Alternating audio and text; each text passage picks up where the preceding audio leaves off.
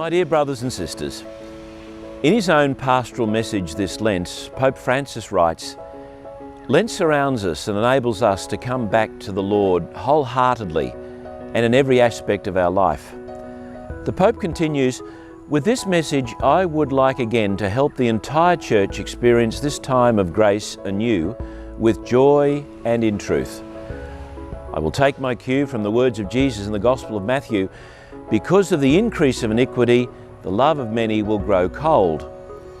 The Pope here is drawing our attention to the possibility and the reality where the community of believers, both individually and collectively, might well find itself in a period of great trials where false prophets will lead people astray and where love, which is the core of the gospel, becomes cold in the hearts of many.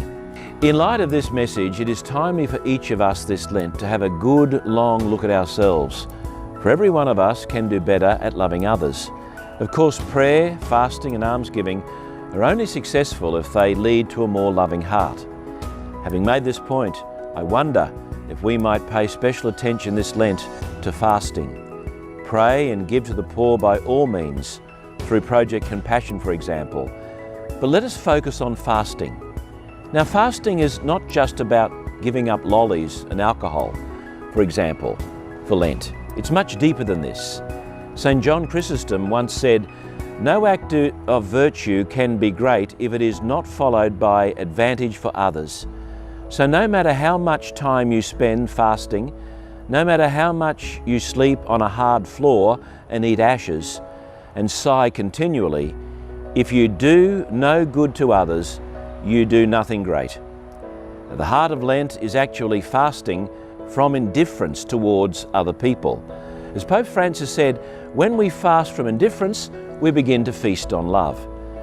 So what are we going to give up this Lent? I suggest we give up indifference to others. It's needed more than ever to ensure that the dignity of humanity is protected and strengthened. We can even say that Lent is the perfect time to learn to love again. Jesus certainly has shown us how to love by his life. In fact, he loved so much that he lost his life. And we know from Jesus that death brings life. We can't fully live without dying, and loving others more can be a kind of little death because it's never easy. But if we are to truly fast this Lent from indifference to others, we will need to work on strategies to do so, such as the checks and balances in our life.